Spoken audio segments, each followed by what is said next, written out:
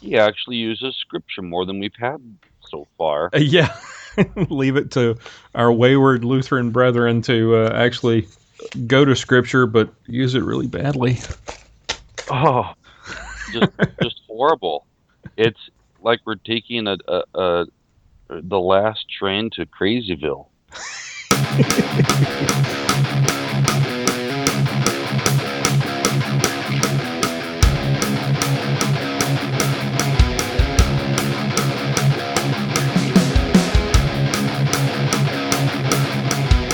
Bringing you law, gospel, and guns. Welcome to Armed Lutheran Radio.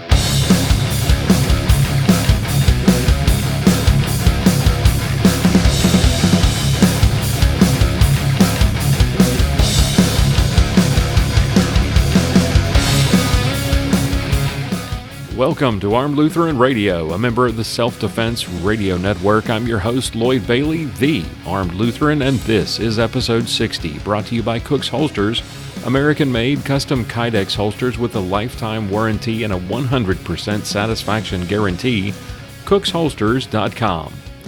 Welcome to this week's journey into faith, firearms, and freedom. Hope you had a great week. As I mentioned in last week's show, episode 60 is running a little bit late because Team Armed Lutheran traveled to Thibodaux, Louisiana for the 2017 Louisiana State IDPA Championship, the Battle on the Bayou. It was the first match of the year for Team Armed Lutheran, and all six of us were competing.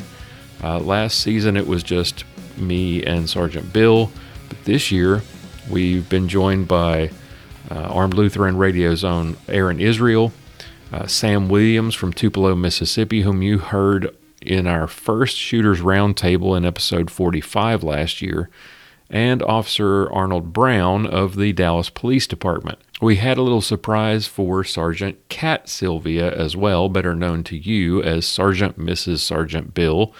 When we first got the mock-ups of our team shooting shirts, Sergeant Bill showed them to his wife, and of course she wanted one. We had dedicated our shooting shirts to law enforcement and the memory of those who fell in the line of duty in 2016. Well, when she saw it and she wanted one, she asked if she could get one, and Bill told her no, that she couldn't have one because she wasn't on the team. And from that point forward, Bill and I sort of plotted to secretly get her a shirt, and we kept this whole secret going, and he kept sort of egging her on, and finally, in the end, we sat down for a team dinner on Friday night before the match and passed out the team jerseys. And after everybody had theirs, we surprised Kat Silvia with a shirt of her own and welcomed her to the team. So, with the exception of Arnold Brown, who was working as a safety officer for the match, the remaining 5 members of the team, we were all squatted together. The weather was perfect. It was a little cool in the morning. It warmed up. It was nice. A little bit breezy at times, but it was great. It could have been, hot and humid for Louisiana, but it was great. It was just a terrific day to have a match, with the exception of one stage where you had to do some goofy things like open a door, run past it, shoot targets through a window while you were standing basically in the doorway exposed to targets inside. The stages were fun and the fault lines were well used. That stage was just stupid. With the exception of the SOs on our last stage, stage 9, the staff was excellent. Speaking of fault lines, now the fault lines were used appropriately. They were set up correctly. There were no really weird angles. There were a couple that were angled tight and forced you to do some funny leaning or that encouraged you to attempt some odd one-handed shots it probably shouldn't have done a couple of times. In fact, I'm convinced that, where I finished up, if I had just done a little more running and taken a different shot instead of leaning around and taking a very hard angle and shooting one-handed, I probably would have placed a little better. But how the lines were enforced was a different thing. The lines were supposed to take the subjectivity out of cover calls, but on stage 9, which I mentioned earlier, half of our squad got procedurals for foot faults. Now, one of those was obvious because the guy was just like, I'm done for the day. It's our last stage. I don't really care. I'm just going to shoot this as fast as I possibly can. And he faulted the line. He shot from distant cover and faulted the line by a good 3 feet. Others were just stupid. I mean, if you teetered, as they said, on the fault line, you got a penalty. If you stood on the board and had your foot hanging over the board, even if it wasn't touching the ground, you got a penalty. And Sergeant Bill was definitely not happy with the way that stage went, especially after he found out later that he finished second place by less than the 3-second penalty that he received on that stage. And if you look at his stage video, he never did fault the line, and the SO is bent over looking directly at his foot, and he still got a penalty. Unfortunately, you can't use video evidence to dispute a call, so there was nothing that could really be done at that point. So obviously there's some work to be done on fault lines, and it still has to do with SOs who don't know how to administer the rules. It's better, but there's still human error involved, and it didn't get rid of all of it. Anyway, I guess it could have been worse. It could have been the Florida State Championship where 39 shooters got disqualified. Darn near 20% of the shooters were sent home. I don't know any of the details on that one or what caused so many shooters to be DQ'd, but that sounds pretty sketchy. Lots of familiar faces were there, good friends, people like Cody Ray, Margot Stevens-Ray. You may remember Margot also from episode 45. Our teammate Arnold Brown was an SO on one of the stages. Will and Chris Schmid were working the scoring, and so we knew that, with people like that in charge and running stages and doing the scoring, we knew that match director Chris Wally had put together a good group and was ensuring that this was going to be well run and hopefully will return next year. As I mentioned, Sergeant Bill, he won high law enforcement. He was second place SSP expert. He shot well. He had 2 stage wins and 5 down 0 stages. Sam Williams won first place CDP marksman. Arnold Brown was second place CCP expert. I finished second place ESP marksman. So it was a pretty good day for Team Armed Lutheran, and thanks to Cook's Holsters for their support and sponsorship of the team this year. Today's show is going to be a little bit different, not just because it's running late, but because the format is a little bit different. It's a season preview recorded the night before the battle on the Bayou, and we'll get started with that right after this, right here on Armed Lutheran Radio.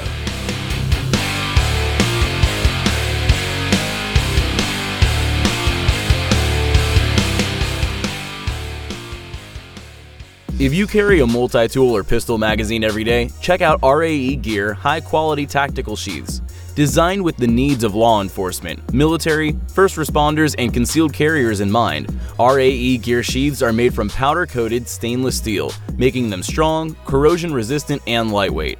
They feature a spring steel belt clip for easy deployment and removal. Your tool or magazine can be easily accessed with just one finger, and yet the integrated retention keeps your tool or magazine secure even when turned upside down. RAE Gear's tool sheaths are designed to work with a variety of Leatherman brand multi-tools, and their new line of quick deployment mag sheaths offer the same tough construction and corrosion resistance for carrying most double-stacked 9mm, 40 caliber, and 357 SIG magazines. Check out the full line of products at www.raegearusa.com and be sure to use the promo code ALR at checkout and save 10% off your order. Recognize, assess, execute. raegearusa.com. As many of you know, Sergeant Bill and I are competitive shooters. We're also reloaders. Bill helped me to get started last year, but I've still got a lot to learn. One thing I do know, though, you need a good source for supplies and components. So let me tell you about U.S. Reloading Supply. Yeah, there are bigger suppliers out there, but what sets U.S. Reloading Supply apart from the rest is their dedication to customer satisfaction. Check them out at usreloadingsupply.com. They carry the top name brands like Starline, Rainier, Barry's, Remington, Spear, and Hornaday. If you've got a special order like primers and powder that you don't see on their website, give them a call for a quote. I did and got a great price. Excellent customer service, fast delivery, prices that include shipping, and a promise to match or beat any retailer's price, including shipping. Call them today, 941-451-7357, or visit them today at usreloadingsupply.com and use the promo code Lutheran2017 to save 10% off your order. usreloadingsupply.com. Welcome back to Armed Lutheran Radio. I took a portable recorder and some microphones with me to the Battle on the Bayou this past weekend, and we sat down with Sergeant Bill, Aaron Israel, and Sergeant Mrs. Sergeant Bill in the hotel the night before the match, and we recorded our conversation. I figured it would be a good segment just to sort of preview the match and talk about the rules. Ultimately, that interview kind of went in lots of different directions, and it turned into the entire show today. We talked about the new IDPA rules, goals for the match, the difference between competition and training, unconventional shooting positions, all kinds of stuff. Oh, and Cat Silvia's colorful language. All right, so we're in, where are we? Houma, Louisiana. Huma. Huma? Is it Louisiana? Is it Louisiana? Is it Louisiana? Louisiana. On the night, night, that's the iced tea, though, I think. Yes, the night before the Louisiana State Championship. Our first match of the year, and our first match as a team.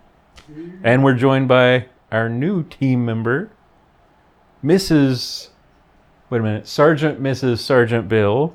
What is my name? I got so many names. Everyone knows you as Sergeant Mrs. Sergeant Bill. Okay. So, it's not easy to say, though. No, it's not. Yes. Sergeant Mrs. Sergeant Bill. SMSB? No, that doesn't really roll off the tongue either. Sounds like a either. disease. Sergeant Cat. Yes, they call me Sergeant Cat at work. We've all shot matches under the new rules. This will be our first sanctioned match under the new rules. We had the round table talking about how much we hated the new rules when they first came out. Wait, you're talking version 0, version 1? Oh, God. Version 1.2, Silence! 1.5? Oh, I'm sorry. No corrections for 5 years. I'm pretty sure they said that the last time, 2 years ago. Yeah. So, what do you think about the new rules? I like them, honestly. I mean, I came up shooting USPSA to start out with, and I started shooting IDPA because that's all they had out in West Texas. So I was kind of used to the fault lines and not using cover and having a little bit more freedom on stage design because you didn't have to worry about that. And I think that the subjectivity that you get with some SOs grading cover real hard and some, kind of letting it go, I like that that's gone. And I haven't really had much exposure to any of the other nuances of the new rules, but I like the fault lines. I just think that in the 2 matches I've shot with the fault lines compared to before, I don't think that the IDPA SOs and match directors have really learned how to build them yet, because they'll make like a V shape coming back off a cover that makes you have to do like a crazy dance move, and I had to grab the barricade once to shoot at stuff that was like at an angle. So once they figure out how to use them better, I think it'll be awesome. I agree. It's a lot more fun. The subjectivity's gone. There's no run into a cover position from another position, wondering exactly where your foot needs to be. Where's that one little rock I was looking for as a stage marker to plant my foot to make sure that I'm going to be in cover and enough in cover that I'm not going to get the stickler SO to go cover. Mm-hmm. That's fantastic. I was surprised at how easy it was to find your spot. Where your feet go. Yeah. It really is pretty easy. I was talking to somebody the other day about it, and the easiest way to describe it is it's kind of like walking towards some steps. When you walk up to, maybe a building that's got 3 steps coming up to it, mm-hmm. You look at that first step because you need to know where that foot needs to be. Yep. Fault line's the same way. Yep. As you're going towards it, you look at it, bam, your foot goes there. You're not staring at it. You're not with your head down. You look at it, your foot goes where it's supposed to go. You look at it as you approach it, and then you're back up looking for targets. Yep. I was kind of thinking that people would end up staring at their feet a lot, trying to figure out, Am I going to get my feet right? Am I going to be stepping over the line? And I didn't see a lot of people doing that. And I wasn't doing it. No, Just run into position. it seems very intuitive. It's actually really easy, unless you're a complete klutz. Yeah. I've had some complete klutzes on my squad, and they still managed to not trip over them or anything. So, and that's funny because that's what everybody was talking about with fault lines. Is it's going to be a trip hazard. I haven't seen anybody trip. well, if you paint it yellow, it makes it safe. So, Or bright red, or Bright red. But you know what? That's right. As long as it's visible, it's so easy to find, so easy to get to. And it's nice not to have that subjectivity, to have where, Aaron runs it, I run it, Sergeant Cat runs it, Lloyd runs it. We all get the same thing. It's exactly the same. There's no, well, you were a pinky toe out. What? Your shoelace went over the line. well, and it doesn't encourage people to hug cover like the old rules did, because the subjectivity really came into play when you use cover the right way and you're back off of it and giving yourself so you don't have to lean out so hard. And now that you're not right up on it anymore, you can actually back away from cover and not have to worry about whether, because you really can't tell whether somebody's 50% behind cover when you're 10 feet behind it, and this gets rid of that whole, that's where it got crazy. So, What about the reload rules? 2 words, moving reloads. If you haven't practiced them, start practicing. Because if you do a standing reload, wow. I mean, let's be honest. It's a defensive scenario-based sport. Yeah. If somebody's shooting at you and you run your gun dry, you're going to stand there and reload. I don't care if I'm behind a steel wall that even a 50 cal rifle can't go through. I'm not going to stand there and reload. I'm going to be moving. I'm going to be getting to somewhere. Or run backwards to get to a previous point of cover to start a reload and then go back. Yeah, I like not seeing that nonsense anymore. That was always crazy. That was ridiculous. The only thing I had a problem with that was getting my brain into that. Move. Yeah, do it. Go.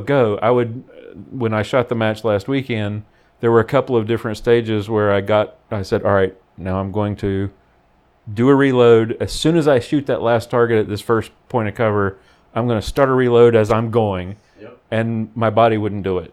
Yeah, because you're used to standing there. I'm used to standing there. Flat-footed, do your reload, and then move. I'm halfway into my reload, and I'm like, what am I still doing here? Crap. Yep. I usually say dirty words to myself when I do that. To yourself. Huh. Yeah. I've heard otherwise. I can't help it if it comes out. To everybody on that bay, to people on the next bay. Yes.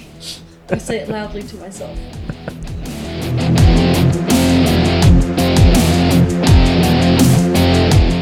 And we'll be back with more of this special roundtable episode right after this on Armed Lutheran Radio. AK pattern rifles are known for their rugged reliability in all types of conditions. The best AK pattern rifles come from the desert of Arizona. Lee Armory builds AK pattern rifles using premium imported parts. Lee Armory's enhanced receivers are properly heat treated with CNC drilled trunnion and scope mount holes, Tapco triggers, polished bolt carrier and hammer, receiver rails modeled after the Saiga design to prevent bolt carrier jump, and barrels made from 4150 vanadium steel nitrided to 1200 degrees to make them harder, more durable, and more accurate. Plus, they offer a limited lifetime warranty. The AK pattern rifle is legendary for its reliability. Lee Armory takes the AK and adds a whole new level of quality and customer service. Available at Copper Custom, Classic Firearms, AIM Surplus, and Elite Ordnance, or visit leearmory.us to see the entire line of Lee premium AK rifles, optics, and accessories. Lee Armory premium AK pattern rifles, born under the Red Star, perfected in Arizona. leearmory.us. So how many of you have been in this situation? You hear about a gun or you read about it, you decide you want to check it out, you go and you try it out at a gun show or at your local gun store, and you decide to buy. Maybe it feels really good in your hand, the price is right, the size is perfect, but then you take it to the range and the trigger is awful. Now you've got that gun that you've invested your time and your money in, but you don't like to shoot it. So you either trade it, maybe you try to sell it and hope that you can make some of your money back, or you grin and bear it. Well, what if I told told you that you can get the performance that you wanted out of the gun that you already have. Galloway Precision makes trigger conversion kits for a wide range of guns to produce smoother, lighter, better functioning triggers. Galloway Precision is your carry pistol specialist. Check out their complete collection of performance parts at GallowayPrecision.com and use the promo code Lutheran2017 to save 10% off your order. Make the gun that you choose to carry better with precision parts from GallowayPrecision.com. This is Bob Main from the Handgun World podcast, reminding you that this podcast is a member of the Self-Defense Radio Network. Check out all the great podcasts at selfdefenseradio.net.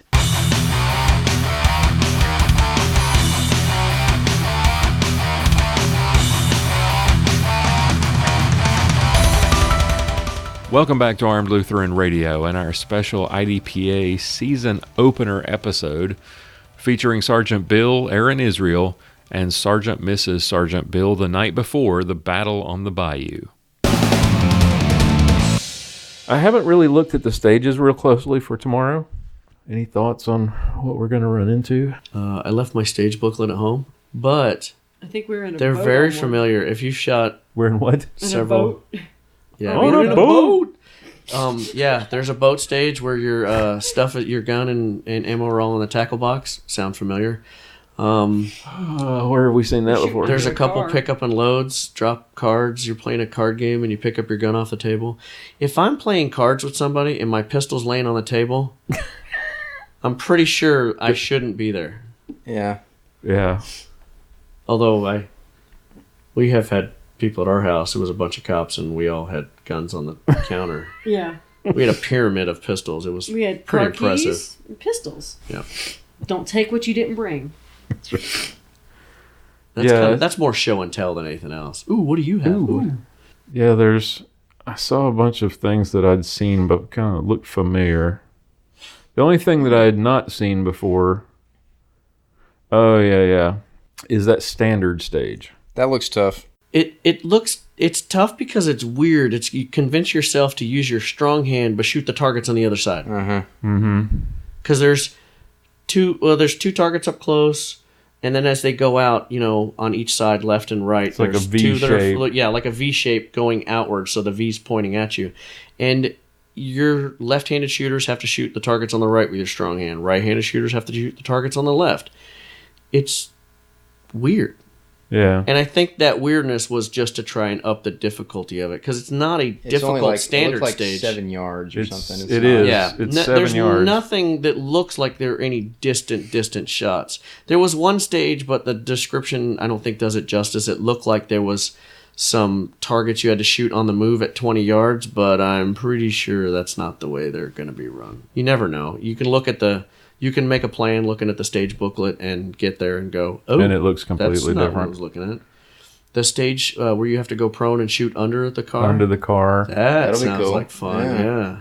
That's If you've like never, I was have you ever kinda- shot prone pistol before, Yeah. it's weird. None of it feels right. no. Rollover prone, Superman, none of it feels right. It's just That's like a combination of like 4 stages that we've shot in the past, right? It's the car thing where you start with your hand on the door handle and then you move to the end of the car and you shoot the targets, combined with that thing we did at, was it MVSA last year? under the car. Under the oil. car, Yep. changing the oil, except that you started on your back and had to roll over. Which We shot underneath Rob Pincus's rental car on Saturday, so it was good practice. I saw that. I saw some of that Nobody on Facebook. shot the transmission out, so we're Did good. was that his car they were shooting from inside out of? Yeah, it was his Enterprise. It was his Oh rental. my Yeah. goodness. No, that was not Enterprise. That was Joe Blow run a car. Right.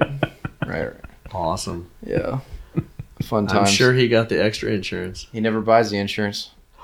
Oh. He's only shot one car in all the classes he's done that at, according to him. So that's, yeah. Don't sign me up for The his streak class. continues, I guess. Be like, bang, I shot the door. Rob, your classes are too expensive. Bang, I shot it again. Now you're paying money.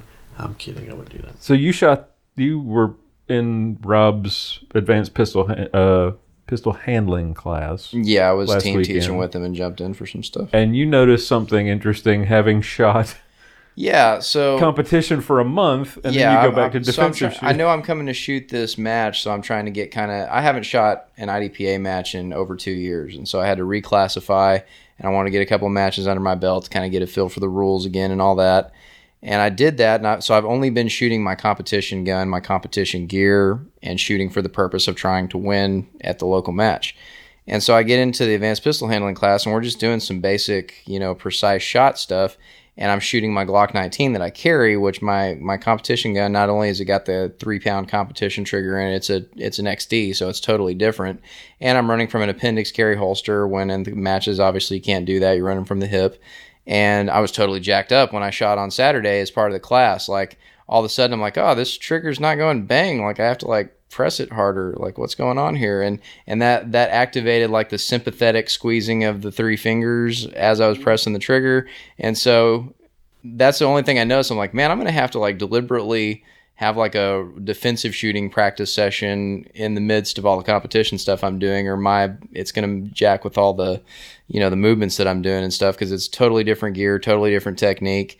And so, I don't know, it was a good TTP or a good talking point at the end of class and the debrief. Just, there's nothing wrong with doing both. And, I encourage people to do both because it's fun and it's helpful and all that stuff that I've written about before. But you do have to keep doing the defensive stuff and not always practice for competition, or you're going to, mess yourself up, just as if you were going to shoot only practicing for self-defense and then try to go win a match. It's also going to mess you up. So you got to separate out your practice and make sure that you're shooting your carry gun and your carry gear and all that stuff if you're going to be ready. So, or you get rid of your match gun and you shoot just your carry gun. You could do that. IDPA made a nice little division for that Glock 19 called But I want to go pistol. fast, man. I hear it. You can go fast.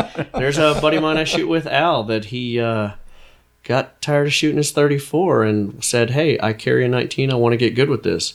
He's pretty dang good. He is really good. He's a CCP master, and he beats a lot of SSP experts and masters in just regular club matches. Yeah. I think, to me, and this is just me, I probably have a lot more trigger time than the average Joe, but I have the same thing. I have a Glock 34 with a 3-pound trigger. I have a duty gun that's a Glock 17 with a probably 5-pound trigger. I have a Glock 19 that I carry all the time that's probably got a 5.5, 6-pound trigger. And when I'm at the range practicing or shooting matches, it's on the precise shots that I notice a little bit of difference. That's exactly where I noticed it too, because I was missing the numbers. When we call out the numbers, the 3-inch circles, I was missing those because of the sympathetic squeeze I was getting from my fingers there, which you don't get when you got a light, crisp trigger, because there's not enough travel there to even... It doesn't affect it as much. There's not as much movement. So. Exactly. And so that's where it was jacking me up. And also the other thing that I noticed is that in competition, to a certain extent, depending on how fast you are, and I don't think I'm super fast, so I'm probably shooting more precise than I need to be a lot of the time, but it feels like every shot is a precise shot to some degree, a lot more than when I'm taking a 4 or 5 shot string of fire practicing for personal defense. I'm not using my sights for every shot on that. And so I was going back from, in competitions, I'm constantly watching my front sight. And then when I was practicing in the advanced pistol handling class, I'm going back from target focus to sight focus, just like we teach in that program. And it was, my brain was having issues with it. So, but yeah, you're right. It was the precise shots. Exactly. It is. And it takes just a hair more trigger time. Yeah. I hate to say it, but to be honest, I practice, and my wife can attest to this, I practice with a bunch of different guns, including a CZ and a revolver and some other stuff that have really heavy triggers, just so that I can run those. Yep. And to me, it just takes a little bit, a split second more of that prep of the trigger to get that precise shot. As far as running it fast, the longer DA triggers or double action only triggers, it's just more of a smooth roll through. But to me, practicing with those other guns, the heavier triggers, makes shooting the lighter triggers just a hair, just even that much better, easier. So I'm trying to shoot my 19 more. It's for most IDPA matches, like I said, and you said the same thing. Most targets, you get, say there's 10 targets on a stage. One target might be the one that you have to take a split second more with a stock type trigger or heavier trigger. But most of them, man, you just roll through and blast away, and it's kind of fun, because it's harder to run a Glock 19. Yeah, you can get your hand wrapped around that whole grip, but I have trouble reloading it, because putting a smaller magazine, less to hold on to, into a smaller grip, man, you wouldn't think that would be that much of giving you fit, but it really changes things. You will hear words tomorrow when I have to reload. It's going to be great. We are not going to have any audio for tomorrow's match because Oh, you never we have Sergeant Mrs. Sergeant Silvia over here, who's renowned for her sailor speak during Colorful pistol language. matches. It's colorful language. Colorful language. Oh. I paint a canvas with words. 4-letter words. Some of them are 5, I think. Now, for you, the 4-letter words come out when I notice they come out, it's When I'm rushing myself. or when it's a conflict between work, what you're taught at work, Yes. and what you're taught to do or what you're allowed to do in the match. Because work says, no, don't pick up a full magazine off the ground, and competition says, pick that magazine up off the ground. Well, crap, what do I do? And then you freeze. And then here comes the words. Or reloading on the move. Yes. When Right. she says, some blankety blank, move your blankety blank. And it's funny because you think she's yelling at somebody else, but I'm yelling at myself. just herself. Yes, work tells us, do not pick up mags off the ground. Do not That's run a- with your yeah, gun. that's Do a not range reload your rule, gun yeah. on the move. And here it's, do it all. You Range safety mean rules. practicing on the square range with square range rules is not... No, horrible. It Horrible. is not fun. Yeah, it's definitely not fun, but it's actually not good for defensive shooting. And we'll be back with more of this special roundtable episode right after this on Armed Lutheran Radio.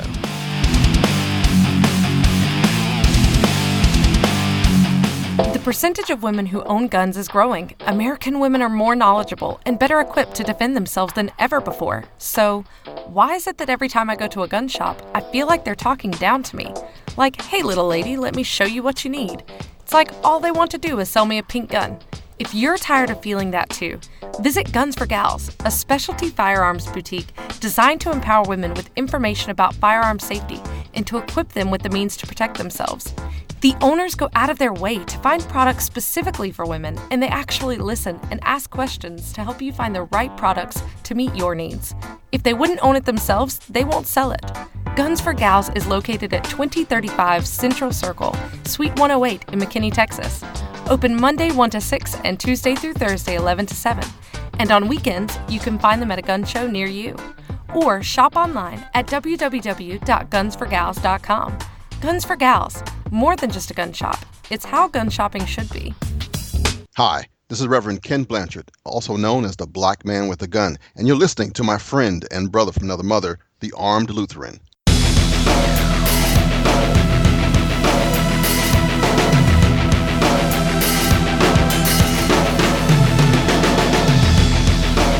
Welcome back to Armed Lutheran Radio and our special season opener episode featuring Sergeant Bill, Aaron Israel, and Sergeant Mrs. Sergeant Bill, recorded the night before the 2017 Louisiana State IDPA Championship. You were talking about the sympathetic squeeze. I have the same problem, and it showed up, or I identified it in the Seaclander class a few weeks ago. That's where my accuracy issues come in, because I'm doing that number with all my fingers every time especially in the precise shots. What's a good way to overcome that? Well, the pressure on the grip that matters that you want is on the front and back of the grip. So underneath the trigger guard and then where your palm is on the back strap. And any pressure that you have on the side with your strong hand is going to cause that torque effect. It's going to cause you to go left and sometimes low and left, which is where that's the sympathetic squeeze. The way that I've always taught people to get over that is I'll have them basically point their fingertips into their support hand. So like and I know listeners can't hear, but you're basically straightening out your fingertips and you got that vise in between your palm and right underneath your knuckles, and that's where the pressure's coming from. And if you do that just for a few reps, then you'll learn to not squeeze your fingertips as you're pressing the trigger, and that kind of alleviates it. And then also, like we talked about earlier, a crushing grip, like a really tight vise crushing grip, gets rid of that sympathetic squeeze because there's no more squeeze you can do when you're squeezing it as tight as you can. So if you hold it, I tell people, think about like you're integrating with any other tool. If you're holding a sledgehammer trying to drive a spike with it, you're not going to loosey-goosey hold it loose because you don't want it to fly out of your hand. Well, you wouldn't do that with a hammer, don't do it with a pistol. Like have a nice tight grip on it the whole way through, and you're going to get rid of that dropping shots low. A lot of people forget about that crush grip. They'll start out and maybe they're remembering it, but then as they go through a stage, they forget it. It takes practice. And not only that, but some people have a hard time, newer shooters, people that don't practice a whole lot, with having that crush grip and being able to work their trigger finger smoothly. Mm-hmm. So it's something that really takes practice. I know when I dry fire at home, I do 5 to 10 minutes, and then I take a break because my hands are tired. I start losing a little bit of dexterity, and they're starting to get tired, and, because I make it a mental note every time I grip the gun as it comes out of the holster to grip it, really strong. It's hard, not quite as hard as I can, but hard enough that, it's not going anywhere when I shoot it. Right. And it actually surprises me when I see match video. I feel like the gun's flipping in my hands and moving all over the place. And I see match video if my wife takes it or somebody else takes it. And if it closes up on the gun, I go, oh, wow, that thing is not moving very much. And to me, it feels like it's flipping. It's moving all over the place, and it's not really moving near as much as I thought. You'll also notice it a lot. One way to figure out if you're really dealing with the problem and getting your grip straight is to do strong hand only stuff. I'll like work that into every practice session. And if you see that left-right deviation, then you know that your grip is jacked up, because your grip shouldn't change with your strong hand, whether you're shooting strong hand only or with a two-handed grip. So if you see that real leftward deviation when you're shooting strong hand only, then you know that you're still squeezing with the tips of your fingers. So that's the only thing that's causing problems, is just the tips of your fingers. So if you can squeeze those tight from the very beginning, or keep from moving them as you're pressing the trigger, and you can do that just by running a lot of strong hand only reps. She tends to do the same thing. At milking the grip, her miss is a low shot. Like I'm dead on first shot, and then second one is they start slow. Dipping, and it's not so much low left or anything. Her being right-handed, but she tends to have kind of a low shot, and that's like you said, squeezing the sympathetic response. I'm doing that. I'm squeezing these three at the same time that I'm pulling the trigger. Yep, and they're going down. Yeah, that's very, very common. That's my miss too. Yeah, mine too. Yep. That's what I was having trouble with over the weekend. When I squeeze the grip good and tight, when my thumb's not killing me. How's that thumb doing, by the way? It feels better. It still depends on, if I do something stupid and tweak it. So the last 2 weeks that you've had this thumb tendonitis issue, I was feeling great when we talked about it, when you told me all about it. And ever since then, I swear, like I've had knuckles and joints and elbows and everything has been hurting. So that's where it went. Like sympathetic. I actually was at the range practicing yesterday, and I went to do a reload on a single stack 1911, and I jammed my thumb into the base of the gun, and I had to go home and ice that sucker for about an hour and a half. I was like, this is great. 2 days before going to shoot first match of the year, and I feel like I broke my thumb. It feels better today. It's a lot better. I mean, they put me on that crazy steroid thing, which took out all the inflammation. Yeah. USADA, test Lloyd. So they took out all the inflammation. There's a urinalysis after the match. No, they don't do that at tier 2. So I'm good. As long as I put the brace on, I'm good. And I can squeeze the crap out of the gun, and it doesn't. I mean, it's sore after, but the next day I'm fine. Did you ever get that wrist roller set up? I have not. I got a couple of gripper things just to squeeze, because one of the things I noticed is with it being the thumb, that's probably more of a finger strength deal. Yeah. So if I'm squeezing a bottle or something like this, then I feel it right in here. Yeah. So I've got different things that I'm squeezing that I can work on that, and I'm doing that throughout the day, unless my daughter's like borrowing them, that she thinks they're hilarious, because they're all different colors for the different strengths. So I can't find them half the time she's playing with them. Yes, I know. I'm just glad there's no Sergeant Mrs. Sergeant Bill is laughing hysterically over here quietly because she's thinking, I don't have any of these problems because I don't dry fire, I don't live fire, I just come to the occasional match and have fun. No, I'm just No. laughing at him squeezing The stuff. squeezing stuff. yes. Squeezing The stuff. squeezing. That He's too. doing this. It's just a good thing there's no video of Yeah, this that's right. interview. That's right. He looks like he's milking a cow. That's why they call it milking the grip, right? That's right. There you go. Exactly right. Oh, I see one of his episodes starting with you. Oh, great. And we'll be back with more of this special roundtable episode right after this on Armed Lutheran Radio. So you have your concealed carry permit or license to carry. Now what? Now you need a good holster. Not one of those cheap neoprene prophylactic holsters you can buy in the big box stores. You need a holster custom built for the firearm you intend to carry every day. Check out cooksholsters.com. Made in the USA, Cooks holsters are available in a wide range of colors and designs for inside the waistband or outside waistband carry. They carry a lifetime warranty against defects and a 100% satisfaction guaranteed. Visit www.cooksholsters.com and use the promo code ARMEDPODCAST and take 15% off everything in the store. You put in the time and effort to legally carry a firearm for personal protection. Protect your firearm with a custom holster from cooksholsters.com.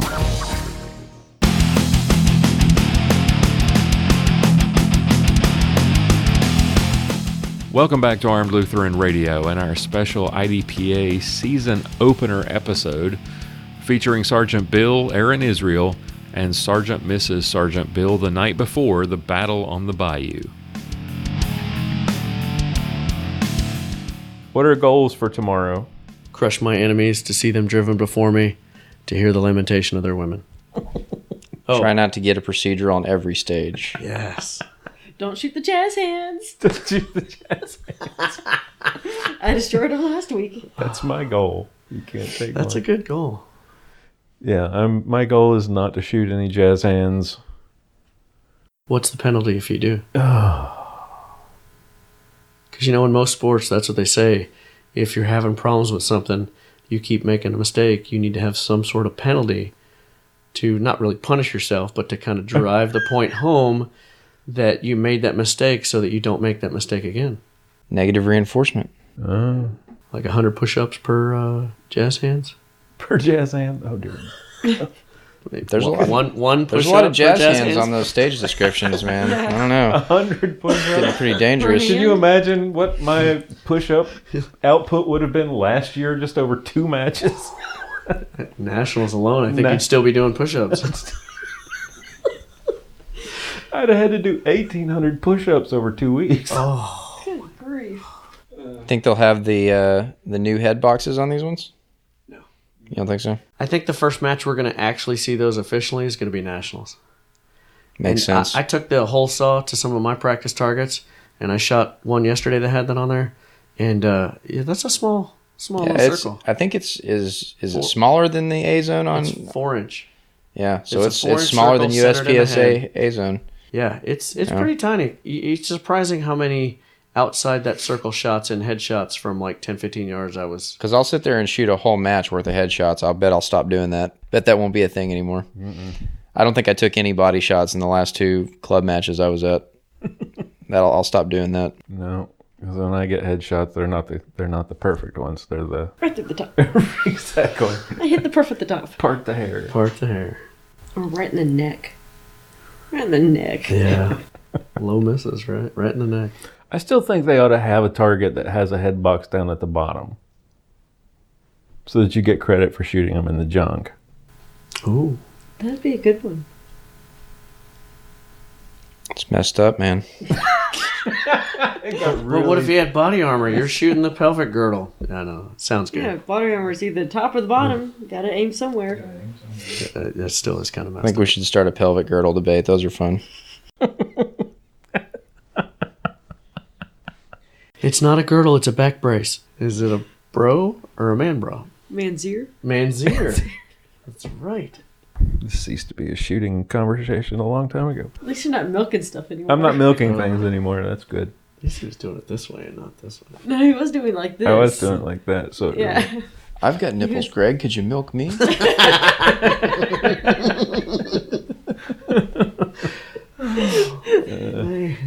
Back to goals. Now, you actually every match that I've shot with you, you usually have a goal, certain number of points down, or I'd like to keep each stage at under 5 points down. Under 5.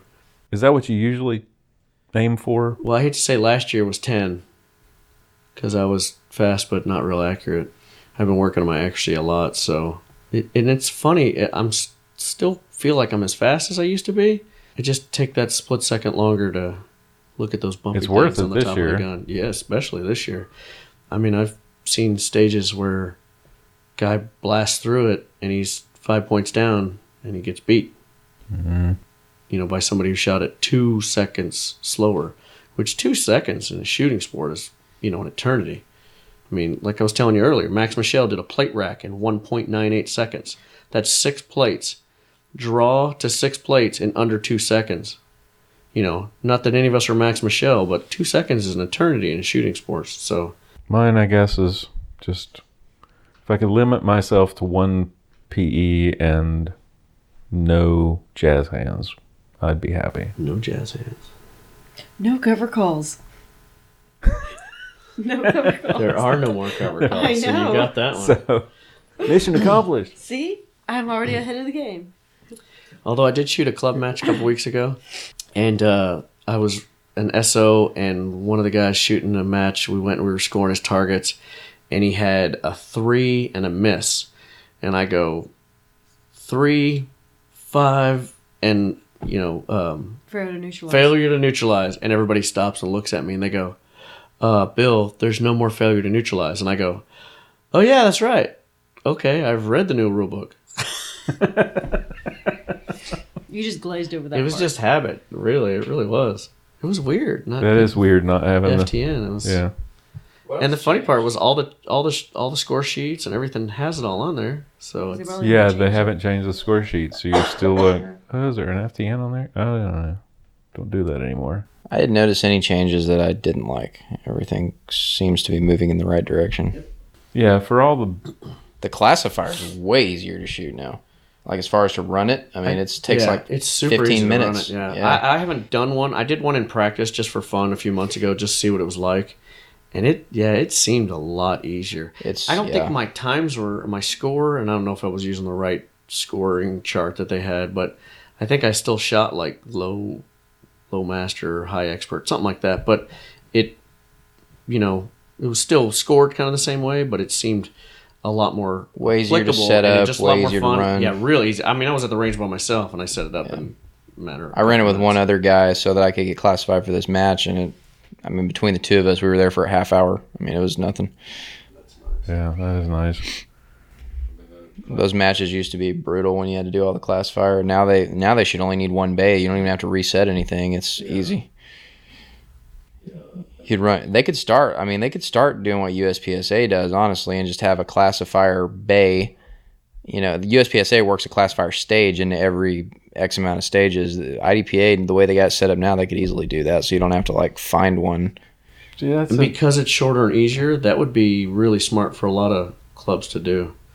Because I know we're half the people wouldn't even run it, you know. Yeah, the club that we shoot in North Texas, they have lots of shooters, lots of new shooters, lots of people need to be reclassified. And you know, the funny thing is, I think they'll probably do them more often after they realize, like Aaron said, they're a lot easier to do. They don't take as much time. I think we used to run it, and we would have though, 1 bay and two relays, and it would take as long as shooting a regular match. Just put that in as a stage once a month. Seriously. Like, shoot it if you need it. You know, we're going to have an SO over here or whatever. Yeah. Put it as the last stage, or put it in well, it depends on how many bays you have. But if you have an extra bay, put it over there, set it up.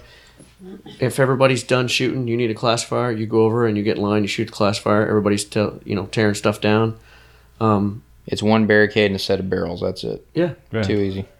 Yeah, well, and last week at our club match, we shot stage 3 from the classifier. Was our last stage, was stage 8, which I completely hosed. But still. So at least I'm consistent in that. There's other stuff in the rules, but I haven't, as far as shooting matches, I haven't seen anything that's really... No. I mean, I like the fact that there's no more FTN. I like the fact that you can reload on the move. I like the fact that there's no more that stupid 1-1-2-1-1 sequence. Attack sequence. I like sequence because it was fun, but it was really stupid. Was dumb. Yeah. It was dumb. It made you think, though. Yeah, as far as a shooting challenge, it was fun. It was Other than that, yeah. What is that? And to me, that's the difference between USPSA USPSA and IDPA. Because the IDPA rules now are more USPSA-like, but USPSA is more shooting challenge-based. Right. Yeah. I didn't notice any... Now, you said the one thing that was going to be challenging for you, and I think because you were used to shooting the old... you haven't shot in a while. So long time, yeah. Is shooting barricade order. Yeah, that was going to be tough. That still is. Yeah, I got like 3 or 4. I got a procedural for that during the classifier. So that's how do you mess that up? Like you sat there and looked at it, but yeah, it's the same 3 targets every time. Well, there were guys doing that in that stage 8 that I just was talking about. Yeah. It's right out of the classifier. Yeah, and at least 3 guys on my squad did that. Well, it's tempting, depending on and like Aaron said earlier, as far as the fault lines, it's tempting depending on where the fault line is. If they're generous with the fault line and you could see them all, because pretty much the way I've been explained to the way the fault lines are supposed to be from some people that were maybe possibly on the Tiger team. I don't know. It's supposed to be set up for the last target in an array from that position, and not every club is doing that. But you end up getting that little teeter-totter ballet dance, which I hate. But it's depending on where the fault line, if they set it up for the last target and there's a big swing between the first target and the last target in that array, you're going to jump out to that fault line and look up and go, hey, there's targets right in front of me. Yep. That's exactly what keeps happening. Sometimes you're not going to, in the heat of the moment, you're not going to remember, I need to shoot the one on the right first and then go in towards my left. Well, and I noticed too, like it used to be like in USPSA, all the barricades are see-through, but in IDPA, they used to have solid wood barricades a lot more. Both the matches I've been to, since they're using fault lines now, they don't even use the solid wood barricades anymore, so you can see all the targets from cover on all of them. So, and you just have to remind yourself, like, oh yeah, there's a sequence here. There's rules. But I'll get penalized for that tomorrow, I guarantee it. The first stage that we shot in that club match last weekend was you were in supposedly behind cover, and I could see all 3 of the targets, and it was just it felt weird, and so you had to remember, okay, you're shooting it right to left. You can always be inside the fault line. I'm kidding. Nobody's going to do that. You still pretend and play by the old rules and still be. You can always use cover for real at a club match, and use it as defensive training if you want. Take your time. You don't have to play the game to be the fastest. You can use it as practice, but most people are going to play the game. Just don't expect that you're going to score well. If you score if you score like above anybody that didn't get disqualified, then you weren't using it as training. Like if you scored anywhere near the top, then you weren't using it as training. You were trying to win.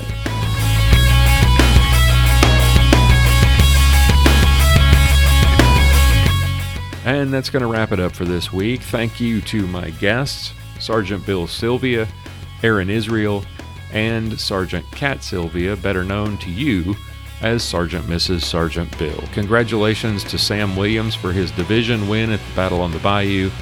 This was a great way to kick off the season. It was a lot of fun, and I hope we get a chance to get the whole team together again this year.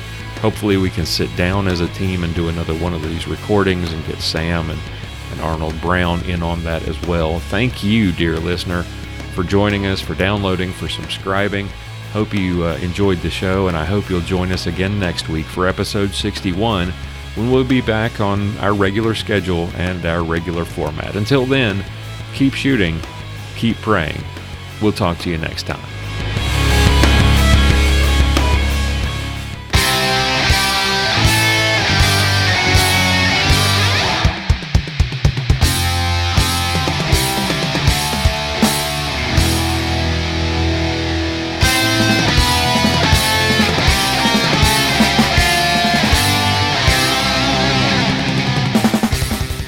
you for listening to this episode of Armed Lutheran Radio. For show notes, be sure to visit our website at www.armedlutheran.us. You can subscribe to this podcast on iTunes, Google Play, Stitcher Radio, and TuneIn. This podcast is made possible by Cook's Holsters and contributions from listeners like you.